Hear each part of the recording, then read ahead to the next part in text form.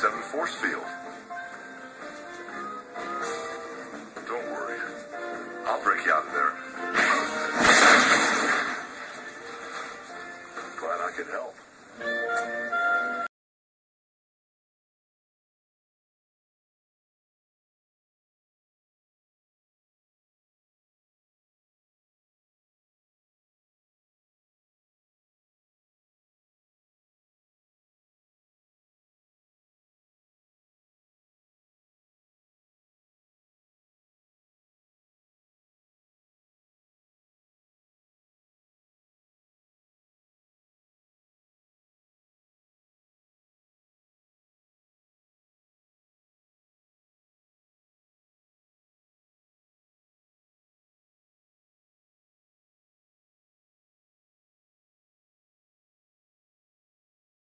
Our next speaker is becoming a regular at Hillsdale College events.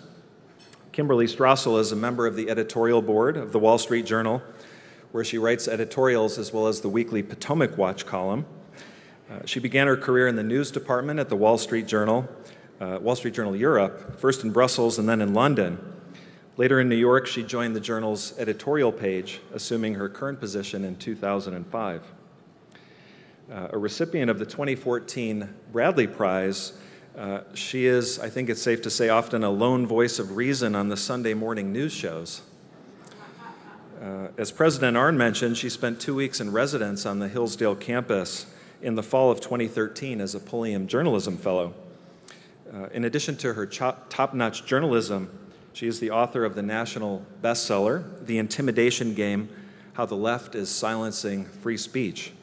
She gave a talk on that subject last year at the college's Kirby Center, which we were pleased to publish in Imprimis.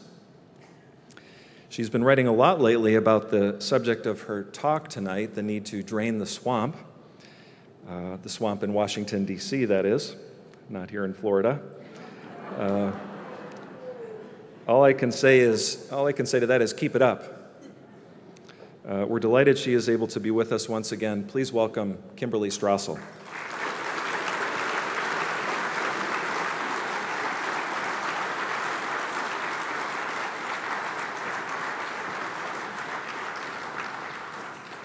Good evening, Hillsdale. We all ready?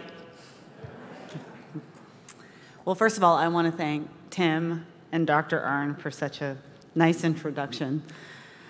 I particularly like Larry's felicity with words. When Larry says, great with child, what he means is I looked like the USS Enterprise giving a speech in front of Hillsdale that time. And it was funny when he mentioned that, I remembered he just brought to mind another funny moment, because I've actually had a number of children and have been great with child in a number of other situations. And one time when my second was due, I got invited in to George W. Bush's White House for an off-the-record press briefing that he was doing with some conservative journalists. And I was still 10 days out from delivery, but looking pretty large with child. And I got sat right next to the president, and you could tell he was nervous. And he looked at me and he said, Strassel, when you do? And I looked at him. You know, he's a jokester, and he deserves to get a little bit of it back sometimes. And I just looked at him straight in the eye, and I said, oh, it was a week ago.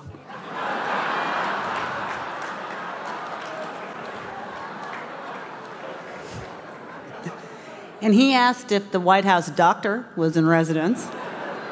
But even better was that Charles Krauthammer was there, and he looked across the table and said, don't worry, I'm a doctor.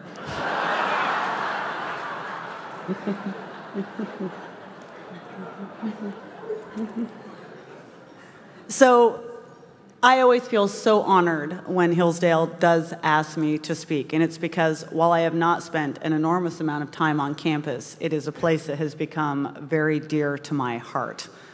I was asked a few years back to come and be a Pulliam Fellow, and by John Miller, who is the amazing guy who runs the journalism center there at school. And it was 2 weeks that was absolutely transformative to me. Because prior to that moment, I could never understand why anyone on God's earth would ever choose to educate children.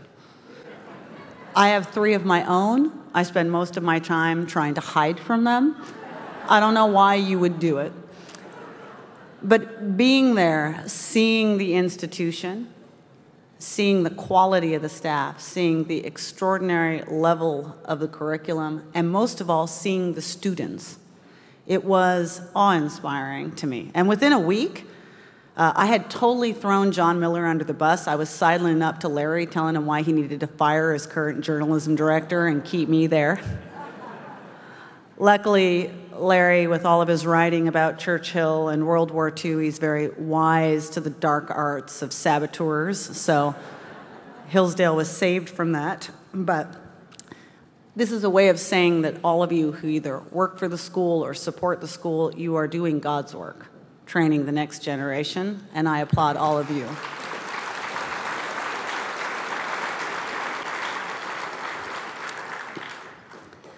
When I saw what Hillsdale actually wanted me to speak about tonight, that one sentence, political corruption, the swamp be drained, I did have a brief internal giggle and thought that I could make this a very short evening. Come up here with the one-word answer that everyone is expecting and then head straight to cocktails. But one of the problems, of course, with being a conservative is that you are a born optimist and that it is our job to solve problems. And so the answer is yes, the swamp can be drained. But I think what everyone needs to understand is that this is not something that's going to be a small or inconsequential endeavor. It's going to take a long time. And to do it, we first have to define what we mean by the swamp and what we mean by corruption. Because I think one of the problems that we have these days is that the definition of that has been defined by 2 extremes. On one side, we have a group of people that still have a dictionary definition of public corruption. And when we think of it in that terms, we tend to think of fraud, usually perpetrated for some sort of self-benefit, either for power or for money. And while I wouldn't say that those things don't happen anymore these days, they're pretty rare. Only in that we've actually come up with a lot of laws, anti-bribery laws, and campaign finance laws, transparency laws that are designed to guard against such obvious things like the Teapot Dome scandal or Tammany Hall or even some of the excesses of the Nixon administration. That is, unless your name is Hillary Clinton, but that's an entirely different speech. And then on the other end, we tend to have people, mostly commentators, whose definition of corruption is anything that they don't like in politics whatsoever, which, of course, isn't really the way the world really works. There are going to be things in politics that none of us like. And so that's not really a fair definition of corruption either. But I think we do need to talk about it because what we're seeing in D.C. is a new type of everyday and pernicious corruption. And it comes, in my mind, from, as many things do, the new partisan environment that we live in D.C., in which all that matters to people is that they win. And so all of the norms, all of the rules, all the regulations, all of the things that you think ought to have applied to you, they don't think apply to them anymore. All that matters is coming out on top. And that's the kind of corruption that now pervades Washington on a regular basis. It's what I call regular corruption. And nowhere did this corruption flourish more than in the past administration, which infused the federal government with a whole new level of partisanship, and moreover, managed to make a whole tens of thousands of career bureaucrats who we know from polls that we've done and surveys we've done tend to share the ideological inclinations of the past administration, brought them along with it. And we did have a new level of everyday corruption. So let's go through what actually counts as that. In my mind, one of the most common forms of corruption we have seen, especially over the past 8 years, is blatant regulatory excess. And I'm not talking here about rules with which we disagree. The executive branch is charged with significant powers of interpreting laws, coming up with regulations, many of which people on the conservative side or the liberal side might not always support. But if they're done within the general outlines of the law, it's something you live with. It's a consequence of an election. What I'm talking about here are rules that the people who put out outright knew contravened federal law, outright had admitted that they did not have the power to put together, and nonetheless went ahead forward with it. To me, in my mind, knowingly breaking the law is a form of corruption. When Barack Obama ran for the presidency in 2008, he put out a list of the top things he wanted to accomplish legislatively, and on those lists was a carbon cap and trade program, and he acknowledged that to do this, he would need to put it through Congress. And they tried. In 2009, Democrats Henry Waxman and Ed Markey actually passed a bill through the House that would have done that. It never made it through the Senate, and it never had a chance of making it through the Senate. I wrote about carbon policy for a long time. There were never more than maybe 40 or 42 votes to ever get something like this through the Senate. And yet, rather than admit defeat, the president turned to his EPA and instructed them to create the exact same program that he was trying to put through legislatively. They knew that they didn't have the authority to do so. And by the way, to show how little authority they did do to have that, it wasn't within a few months of it being passed that the courts had already halted it, and ultimately the Supreme Court put a stop on it. The Supreme Court was actually pretty busy during the Obama administration. It overruled him on major portions of Obamacare. It overruled him on key portions of his immigration policy. It overruled him on search and seizure rules, on the First Amendment, on public corruption cases. Some of you may know the Cato Institute's Ilya Shapiro. He's a scholar there. In an article in 2016, he noted that the Obama administration had lost more times in front of the Supreme Court than any other modern president. By 2016, he had a collective win rate in front of the Supreme Court of 45%. Now, some of you might think, well, you win one, you lose one. But that's the standard we hold for personal injury lawyers, okay? The President of the United States, we hold them to a higher level. It is, after all, their duty. They put their hand up and promise to faithfully execute the office of the presidency, which includes faithfully executing our laws. Ronald Reagan's win rate was 75%. George H.W. Bush's was 70%. George W. Bush's was 60%. And by the way, that was only because he was stuck by tradition, having to defend some of the things that the Clinton administration had stuck him with at the end of their term, which, by the way, their final term was a win rate of 35% in front of the Supreme Court. Now, at least some of the things that the Supreme Court were overruling weren't just regulatory actions. They're the other form of corruption, another form of corruption in Washington that we all have to be on guard against, which is, of course, executive orders. And again, the White House has vast discretion to put these out. And as long as they are within the general contours of the law, they should stand. But what I'm talking about here, again, are executive orders that obviously, blatantly cut across established law. Right now, this country is having a debate, Washington did over the last few weeks, over the status of Dreamers. This came about because the President Obama decided to put forward his DACA program, which suspended the law for this entire category of people, 1.8 million people at least. He had already come out at least 2 occasions and said that he didn't have the authority to do this, that he needed Congress to move in order to make it happen. And yet, nonetheless, when Congress didn't move, he issued an executive order. And that's just the beginning of some of the executive orders. Here's one of my favorite ones. And again, it gives you a sense of what we're talking about in terms of corruption at the highest levels. In January 2012, the Senate was taking a 3-day break between sessions. They were not in recess. President Obama, nonetheless, unilaterally declared that a separate branch of government was in recess and used that period to appoint 3 individuals to the National Labor Relations Board.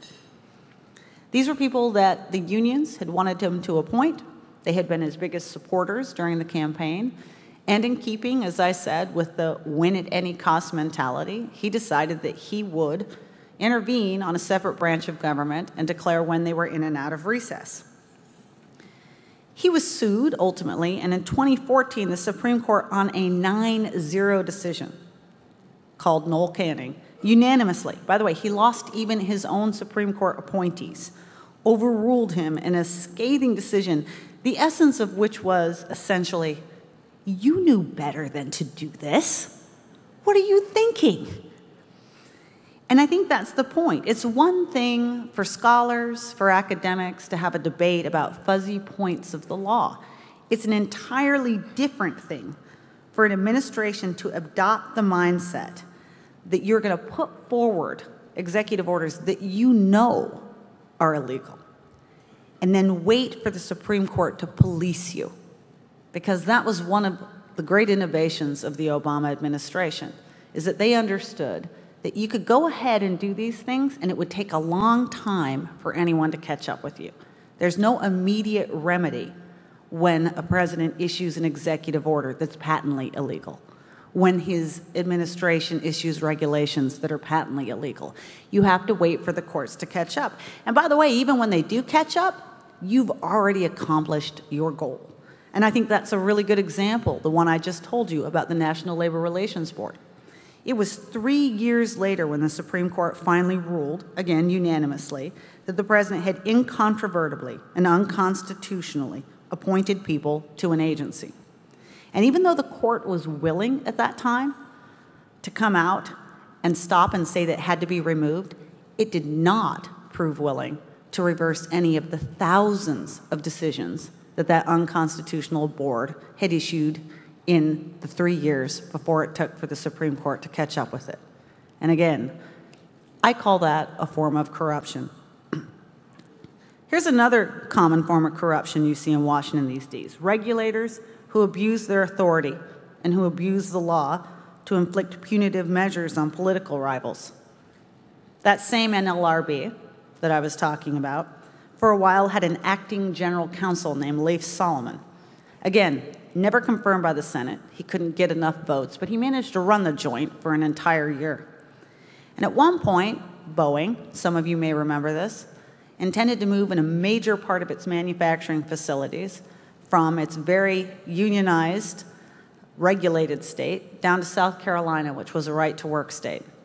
Leif Solomon penned an opinion, all on his own, that it invented out of whole cloth a theory saying that somehow it was illegal for Boeing to start a factory in a different state. Think about how you come up with that. But he managed to do it. I remember Don McGahn. Some of you may recognize the name. He's currently the general counsel to the Trump administration, telling me about his own time as a federal election commissioner. And he said he watched this year after year. He watched the career staff there, whose job it is to make the first evaluation on any complaints that came in about political campaigning, and then decide whether or not to move those complaints onto the commissioner. Sit for months and develop novel legal theories about how they could bring down Republican groups, even though Democratic groups who've been accused of the same thing were let off. These are the kind of disparity in the way law is applied in Washington that happen routinely. We have a Justice Department, speaking of corruption, that became ace at actually going after other politicians on public corruption charges. The prosecutors who brought suit against former Alaska Senator Ted Stevens, and by the way, a suit that cost him his 2008 election and handed Democrats a filibuster-proof majority that they then used to pass Obamacare and other things like the stimulus, they were found later to have engaged in, quote, reckless professional misconduct for actions that included withholding exculpatory evidence from the defense. The Supreme Court recently overturned the Justice Department's conviction against former Virginia Governor Bob McDonnell, noting that if the Justice Department had been allowed to get away with the standard that it used to convict him of corruption, that pretty much every politician in the United States would be subject to such charges. A U.S. District Court judge, and this is one of my favorite, I've got to love this, 2 years ago ordered more than 1,000 attorneys, and I'm not making that up, 1,000 in the Justice Department's Civil Division to undergo remedial ethics training. And it came after members of that division were found to have deliberately misled the judge about the president's policies. Deliberately. That isn't a mistake, it's corruption. And of course, we have the IRS targeting scandal, in which career officials, at the prodding of Democrats and the President of the United States, targeted and attacked hundreds of conservative nonprofit groups representing tens of thousands of Americans. They sent them harassing letters. They frightened them into thinking that they could be sent to jail. They refused to grant them their constitutional right to operate and speak, not just in the 2010 midterm elections, but in the 2012 presidential elections. We know from emails and congressional investigations that Lois Lerner, who headed up this effort, knew exactly what she was doing, knew it likely violated the law, we know from those emails too, that she was a virulent partisan in line with many of the policies that were being presented by the administration, who hated conservatives and their growing influence in elections. And she knew too that she had to hide all of this from the public. And despite knowing all of this, by the way, not one single person has yet to be held account in that targeting scandal. Lois Lerner retired with full retirement benefits from the federal government. And that brings me to talk what I think now is the most nefarious form of everyday corruption that we see. And we're seeing it happen right now, even with the change of administration. And that is the nonstop effort to shield government officials from any accountability and to enable and continue to enable all the behavior that I just described. You go back and look through the past 8 years. We had a fast and furious gun walking scandal that by most estimates has cost hundreds of Mexicans their lives, potentially at least one American border agent. It took years to get to the bottom of it because the Department of Justice refused to hand over its documents. And to be clear, there was no question that this was a case of government dereliction. A finer Inspector General report ultimately recommended that no less than 14 individuals be subject to discipline. And yet Attorney General Eric Holder was so determined to make sure that nobody found out about this that he ended up becoming the first cabinet official in the history of the United States to be held in contempt of Congress. We had a Veterans Affairs Administration that sat for years on the news of waiting lists and of people dying. Only after the news broke did we find out how long this had been going on and to what lengths the department had gone to hide it from congressional overseers. If you want to know why Ms. Lerner has never been held to account, I'll give you one reason. In 2014, the Congress, the House, passed a resolution of contempt against her for lying to them. And they sent it over to the Justice Department, which under the statute, and it is very clearly written, shall refer it to a U.S. attorney who then shall bring it in front of a grand jury. It was duly sent to a U.S. attorney for the District of Columbia, a man named Ronald Machen, who was an Obama appointee. He sat on it for 11 months. And on the day he resigned, he sent a letter to Speaker John Boehner saying that he was refusing to take any action. The exact same thing happened when the House sent their contempt resolution to the Justice Department against Eric Holder. No action was ever taken. We have a former Secretary of State who set up a private server, and she knew it was against the rules in order to shield any of her communications while she was in office from the public. And she then deleted all of those communications and told us to just trust her that she had retained all that mattered. We know the inner drive to keep secret the way she had intersected her foundation work with her government work. She allowed classified information to flow over those unsecure lines. And yet we also know from recent text messages that have come out that the investigation in her was absolutely politically tainted. We have FBI agents pointing out to each other that the FBI ought to be careful not to put too many people on her case because they wouldn't want to offend the future president of the United States of America. And of course, we have the most worrying situation of all, which is an FBI department that looks to have been used as a pawn for a political campaign.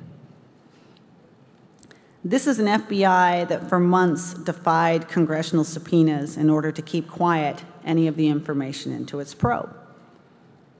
The House Intelligence Committee sent it a subpoena, a duly sworn subpoena, all the way back in August. It was January before it responded to it, and only then because both House Intelligence Committee Devin Nunes and Speaker Paul Ryan had said that FBI Director Christopher Wray and Deputy Attorney General Rod Rosenstein would be held in personal contempt if they didn't finally hand over the goods. Everyone should understand what's happened here. The media, Democrats have done a very good job of muddying the waters on this issue. But what we have here is very, very clear. We had one presidential campaign gin up opposition research, which was funneled to the FBI and then used as an excuse and a justification to spy on a rival presidential campaign. And if you don't think that is as scary as it gets in terms of law enforcement and misuse of power, it is. And there is no wonder that they didn't want all of this to come out. What we have learned since it did come out is that not only that we had a campaign's opposition research as the basis for a FISA warrant, there was a Justice Department employee whose wife was working for that opposition research firm. The main source behind the opposition research document was a former spy who has now been accused of lying to the FBI.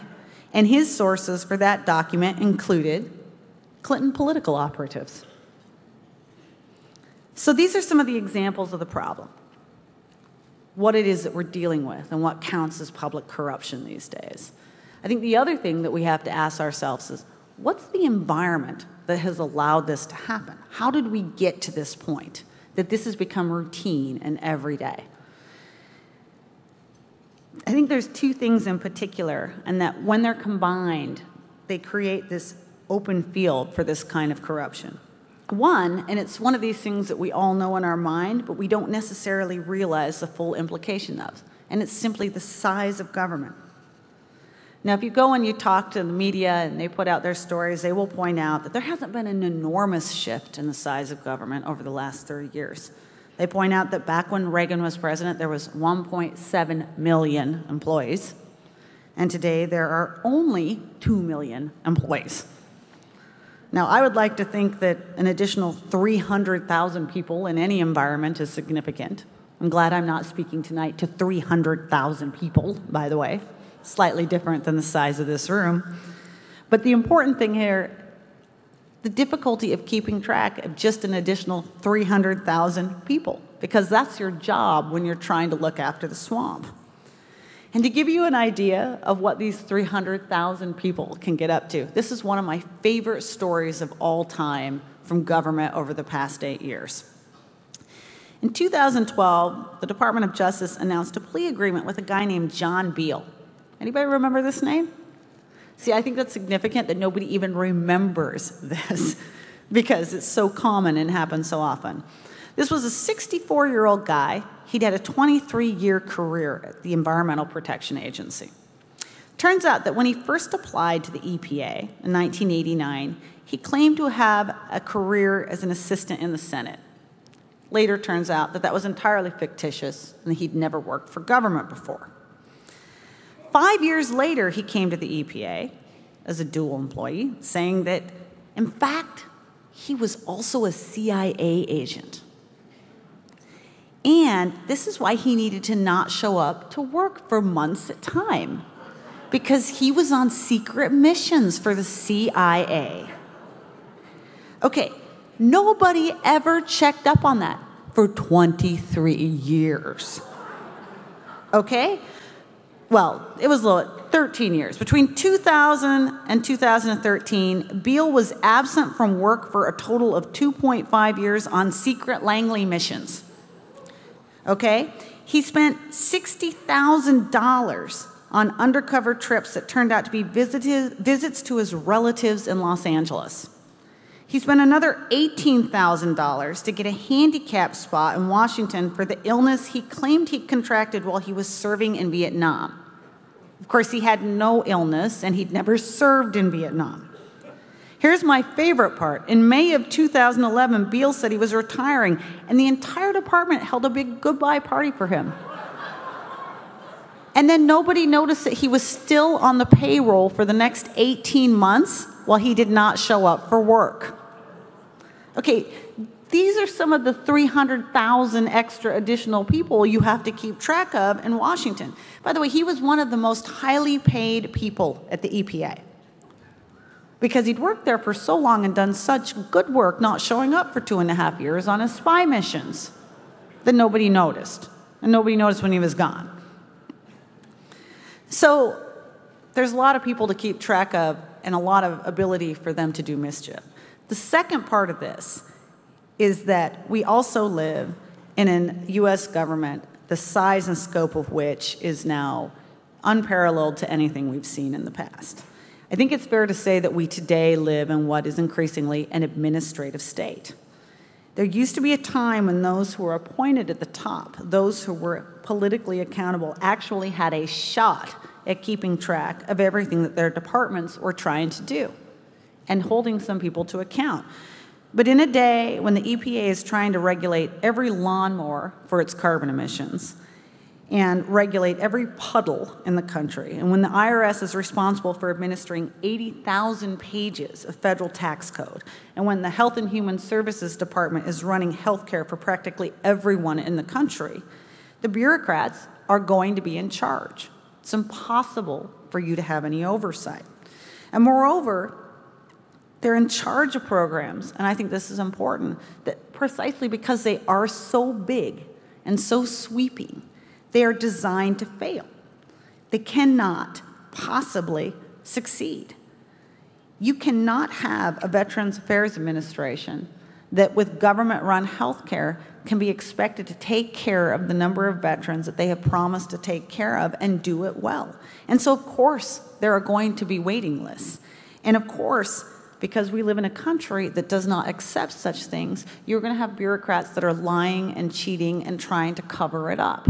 So in a way, we've also allowed government to grow to such a size that we're almost guaranteeing these kind of scandals come down the pike.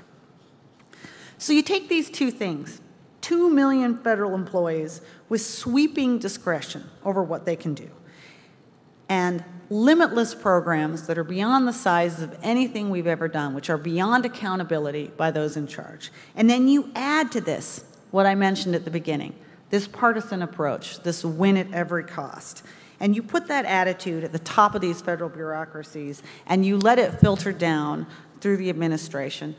And of course, you're going to get all the corruption just listed, because they take their cue from the top. If Hillary Clinton can set up her own email server, why can't every federal employee talk off the grid? And by the way, they do. I have written more about government scandals than I care to admit.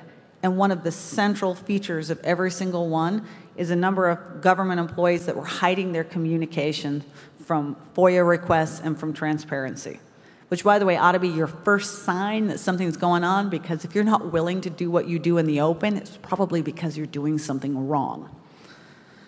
We still don't know, by the way, to this day, everything that Lois Lerner did at the IRS, and do you want to know why?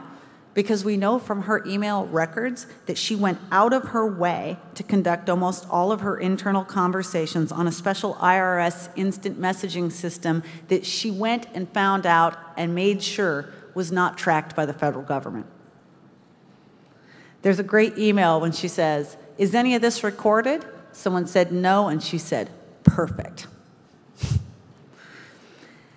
Again, if the EPA is going to concoct an entire carbon regulation program outside of legislation, why shouldn't every bureaucrat go beyond what's allowed by law? That's how you get officials issuing arbitrary regulations and fines. That's how you get 1,000 Justice Department officials that need remedial ethics training. And why you get entire units of the IRS that didn't even blink an eye when they received orders to target thousands of Americans on the basis of their political affiliation. Just think about that. Dozens of career IRS officials were involved in this scheme, and nobody blew the whistle for 4 years. They all thought it was an okay thing to do. So that's your swamp, people. We've now defined the problem. And knowing all that, you might think I might have been justified in coming up here and just moving straight to drinks. But here's the good news. The good news is that I'm not alone in having realized some of these problems out there, far from it. This is a growing conversation in Washington. It's growing understanding that this is something we have to focus on specific in and of itself, that it's not going to fix itself, that there needs to be deliberate actions taken to change what's going on there. Now, President Trump's way of summing this up in a kind of Twitter-like sentence is, we need to drain the swamp, which is a good overarching theory. But we actually have a lot of people around him and in Congress and in outside watchdog groups and in grassroots organizations that have been thinking far more deeply about how you actually go about doing that. And we're starting to get some really good proposals. I think the quickest way you can do it, problem is that it isn't long term. The quickest way is that you get leaders into the White House and around the president in the White House and in these departments that are absolutely determined to give the swamp less to work with and to reset the rules of the road. Because, by the way, the best way you can cut down on this is to have fewer regulations, have fewer things that they can cause mischief with. And on this specific question, with just a few exceptions, I give the Trump administration not just an A, but an A++++. They have been amazing.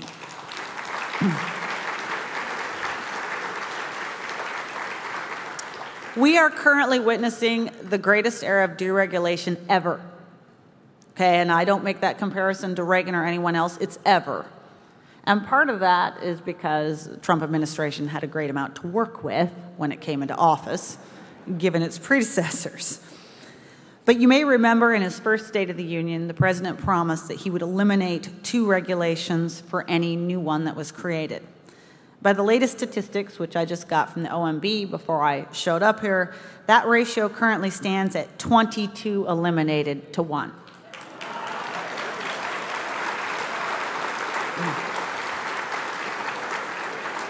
They have already got rid of 68 major regulations, which is no small feat, and they have a list of 450 that are on the block in the coming year.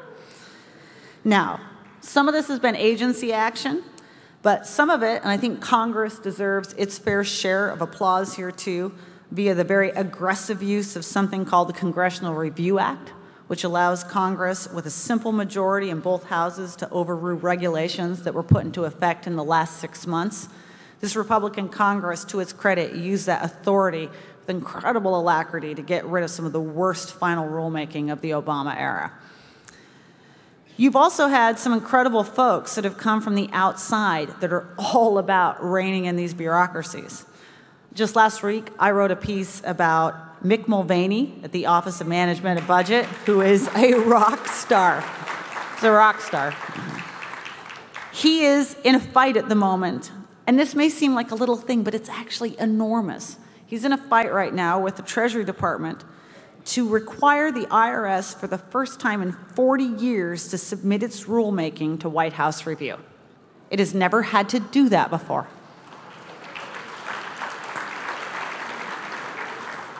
And think about how important that is. This is an IRS that doesn't like this president, isn't exactly huge fans of Republican Congress that's been beating on it for the last 6 months, and is about to be in charge of implementing the entire Republican tax reform. I think a little bit of oversight would be a good thing.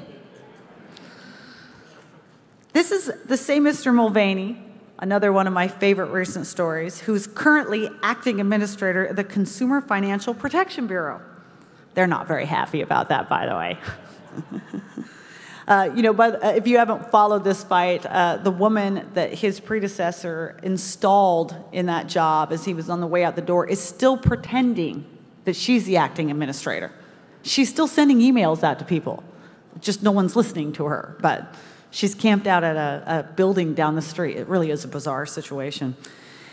Anyway, the CFPB has these extraordinary powers. They're called examination powers, where they can go choose any company out there and then go in and look through any of its records and continue fishing through until they find a charge to bring, which isn't exactly how most of us think we go about justice.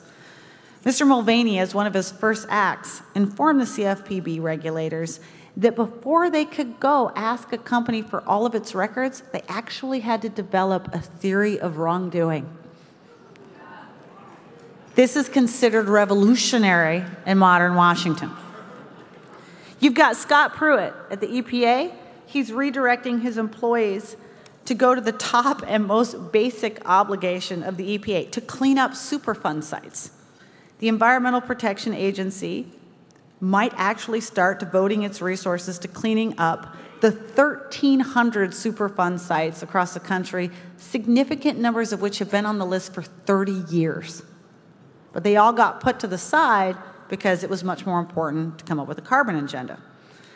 I recently had a great conversation with Interior Secretary Ryan Zinke, who told me that when he showed up, he found out it had become routine at the Interior Department under his predecessors to demand enormous mitigation fees every time a company applied for a basic permit. So you want a basic drilling permit. It's allowed under federal law and regulation. But you go to Interior, Interior says, we're only going to give you that permit if you give us like $1 bajillion to do this restoration project over here. And I remember Zinke said to me, if you had that transactional demand in any other forum outside of government, the word we would use for it is extortion. And as I'm not going to engage in government extortion, that practice is now at an end.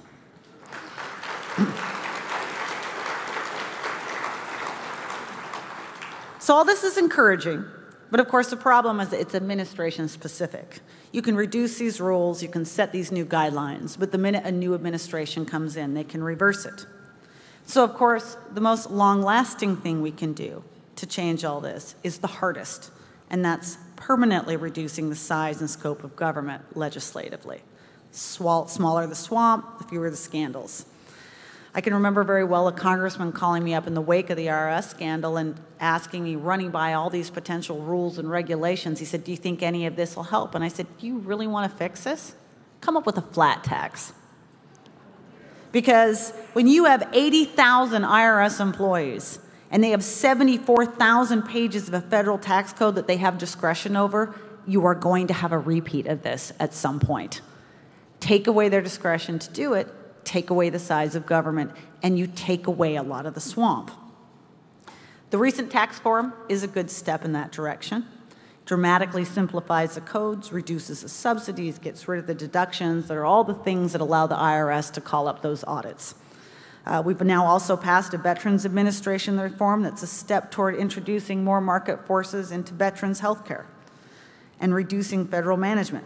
We've gotten rid of the individual mandate in Obamacare and other small parts of Obamacare that give the state too much control. But these are still baby steps.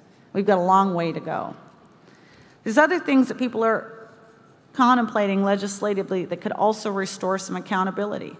One is legislation that would require far more aggressive transparency among federal officials and real penalties for noncompliance. We currently, and this is an astonishing idea, rely on the word of federal employees that they are actually setting forth and sending forth all of their government communications, or all of the communications that they do on private devices to their government accounts. We know that's not happening. We know everyone's hiding things. We've got the technology today to allow people to have both a private account and a government account on their phone. No one should be allowed anymore to conduct business offline outside of the people's views. There's also ideas to move certain bureaucratic decision-making back under the control of accountable officials.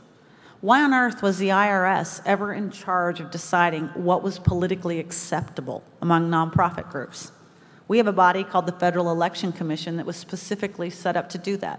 It's got 3 Republicans, 3 Democrats. It takes 4 votes to move on it. And we did that specifically to make sure that there was no political mischief. We don't want the IRS or the Securities and Exchange Commission, the Federal Communications Commission telling companies, nonprofits, or broadcasters what they're allowed to do politically. We need to make sure that people who are accountable are taking there again. But to me, the most exciting part of the swamp draining project that's going on is something that has gotten almost no attention, but I think in the long term is going to be the most important. If you go out right now, there's been a lot of attention the White House has got for its judicial picks, and they deserve it because these are very good picks. But when you look, all of these picks have 2 things in common. It hasn't got much attention. One is that they rock star jurists, but the other is that they are, every single one of them, experts in administrative law. because there's been an entire generation of judges that have come up and they have understood the threat from overregulation, from the abuse of executive orders, all the things that I have mentioned.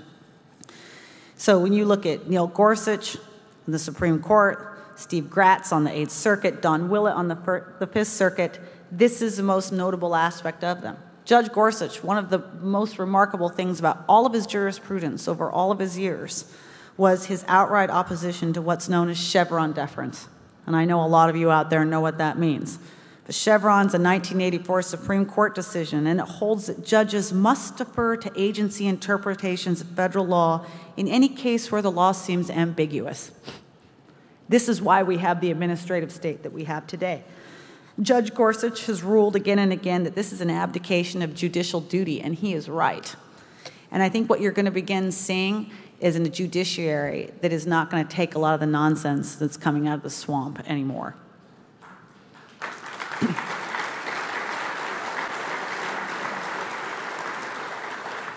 So, smaller government, accountability, transparency, checks and balances. There is something very encouraging about knowing that the very mechanisms that our founders created to take care of everything else could also drain the swamp. Our task is to call out the corruption as we see it, label it correctly, and to think more creatively about how we apply those fixes to make sure we get rid of it in the end. Thank you so much for your patience tonight, and I'm happy to have questions.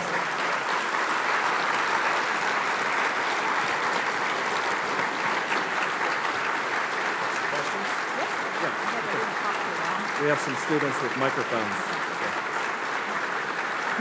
Thank you.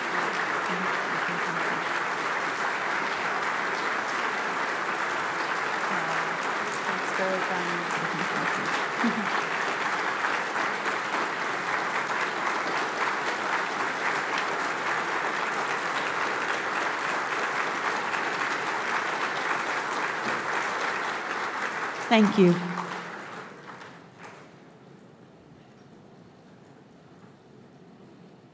In case you're thinking that I'm a really nice person, by the way, I went out on my deck last night and took a picture of the water tubes and sent it to my kids and said, "Ha, you're not here."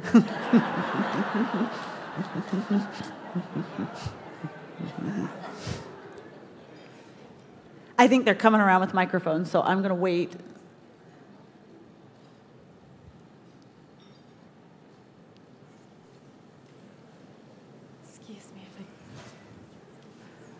Tim, am I meant to call on people, or are they just going to go?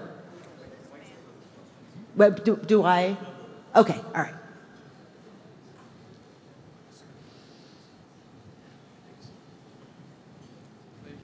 right. Thank you for that very informative, encouraging information. You're speaking of basically securing America, and there's one issue that you didn't touch on, criminal Sharia. That is seditious. That's something that you must talk about. The people in this country do not know about it. We have a group that is trying to inform the public and train our law enforcement people about that issue because, as you know, Mueller purged all the information about the Muslim and Sharia investigations that have been going on. Thank you. Yeah, there has been a lot of talk about this, especially in wake of the shooting here in Florida, a very tragic shooting here in Florida. But as we all know, Christopher Wray came out and admitted that the FBI failed to pass on tips. And this isn't just the first time the FBI has failed to do that. There's been other situations, not just in terms of mentally ill shooters, but terrorist attacks where the FBI looks to have dropped the ball. They were alerted to people, the Tsarnaev brothers, for instance, up in Boston, and did not act on it. And I think there are growing questions about whether or not there is a political correctness these days that is influencing the Bureau and somehow undermining its ability to do its job. So that is something that definitely matters.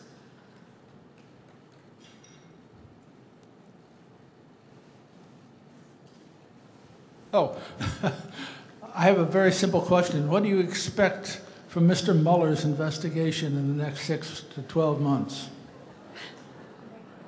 That it will still be here? I find it very hard to believe, with all of the investigations that are going on in Congress and with all of the leaks that have come out of both his investigation and those congressional probes, that if there was anything that suggested any collusion between Donald Trump and Russians, we would know about it.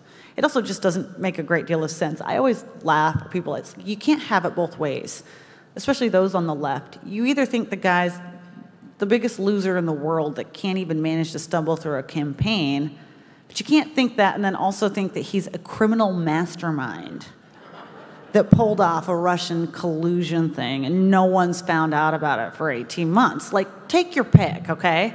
But don't present him as both within the same breath on CNN. It's ludicrous. So, will he go down the road of obstruction? I think that's the interesting question. The fact that he came out on Friday with these indictments of 13 Russians in these groups, I think a lot of people are hoping that this was the kind of crescendo of his investigation and that he's going to wrap things up. It would be good for the country if he did so, and if we could move on. I know there were some Democrats out there and said, well, this indictment did not absolve the Trump administration. Well, go back and read any of the 2 bajillion indictments that the Justice Department, they never absolve someone. Indictments are about attempting to convict someone. The fact that they put the word unwitting in there, the fact that Rod Rosenstein went out of his way in his press conference to say that it's important to know what wasn't in this allegation, that there was no American that has been accused of knowing anything about Russian collusion, suggests that there isn't much there. So we can hope that in the coming months he closes it up, because we just don't have, I think, any evidence that the basis of this probe was, look, in fairness, he was given order to look into Russian interference in the election. He's now come out with indictments laying out the scheme and how that happened. I think we're a long way from collusion or obstruction charges, and it would be best for the country if we could move on. A question and a comment. Yes, sir. Question is, I really admire Tom Fitton, what he's doing with Judicial Watch. And maybe you would comment on that. And then the comment would be, you represent the new George Washington of America. Thank you. Only I have hair dye. Tom Fitton does amazing work in Washington, and I think the reason he's extraordinary. Judicial Watch is extraordinary. And I'll tell you why, because he can do things. This is amazing. He told this to me himself, and a lot of people don't appreciate this. He can do more than congressional investigators can.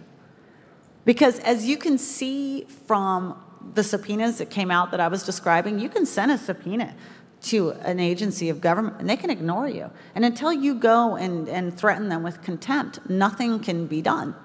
And then, even then, you can hold them in contempt, and then what do? If the Justice Department isn't even going to enforce your contempt citation, which it has a habit of not doing, or you can, believe it or not, and I'm an advocate of this, it turns out, did you know Congress has its own police force and they can jail you? We haven't ever done it in the history of the public, but I'm all for trying it at least once. And so, but the great thing about Judicial Watch is it gets to use Freedom of Information Act laws. And you put a request into an agency, and if they do not respond to you within a certain amount of time, you file a lawsuit, and then a court is involved, and they can compel the agencies to provide you information. So we're in this completely bizarre situation where Tom Fitton is more capable of getting information about what the government did than our congressional overseers. And that should tell you something about how wrong everything is in D.C. these days. But he is dogged. At any one time, they have something like 300 lawsuits on the go. And they have individually pulled out more information about the Clinton Foundation, Clinton email servers, what's been happening with the Trump investigation, the IRS scandal, and every other scandal combined than any other organization in Washington. And that guy deserves a Presidential Medal of Freedom.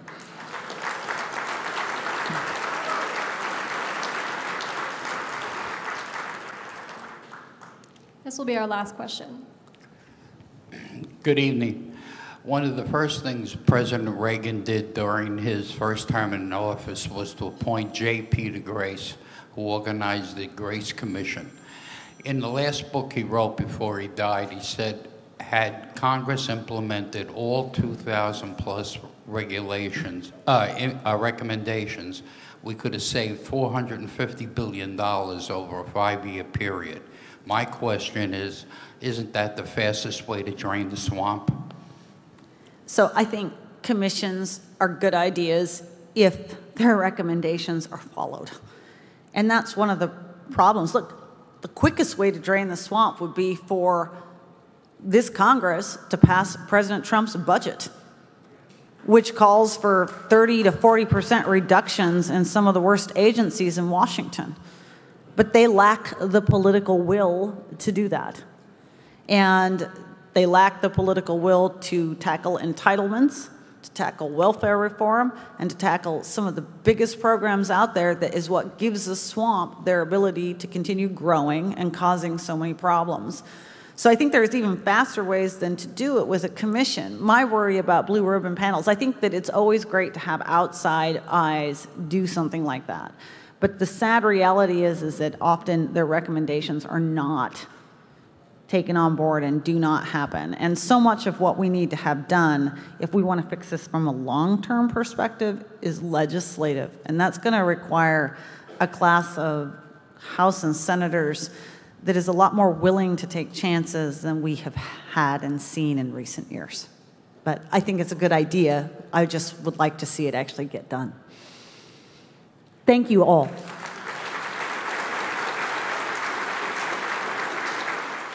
I've got children. I've got 21, 23-year-old children. And what's their future with you people with money?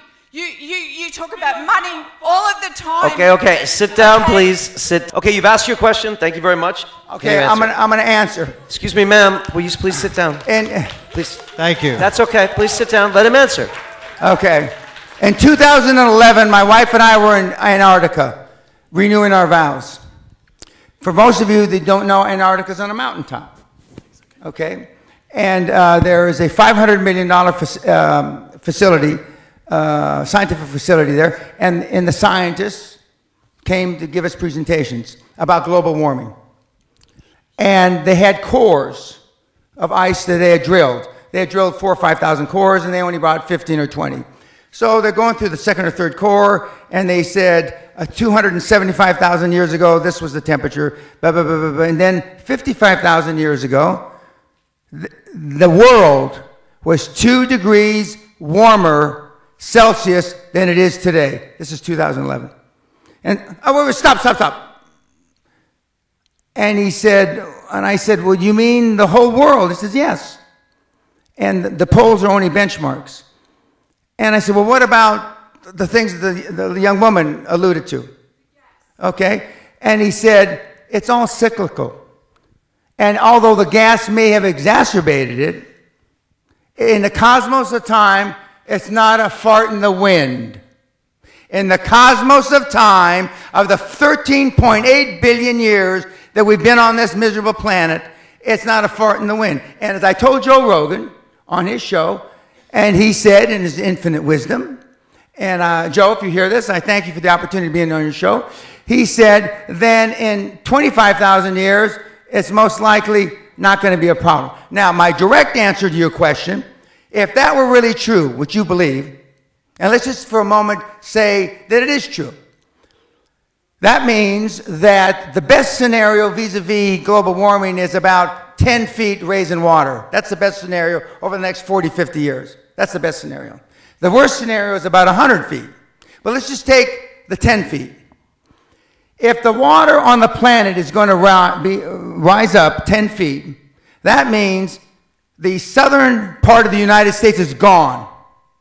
England is gone. Most of Europe is gone. And I can go, most of Central America is gone. Okay. If that's the case, let's just take Florida, for example, which is one of the fastest growing condominium, beachfront condominiums on the planet.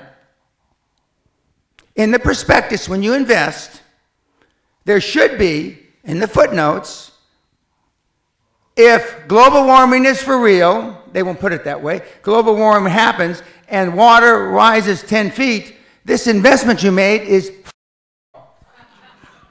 not one single investment prospectus written since 2000, this century, has alluded to global warming.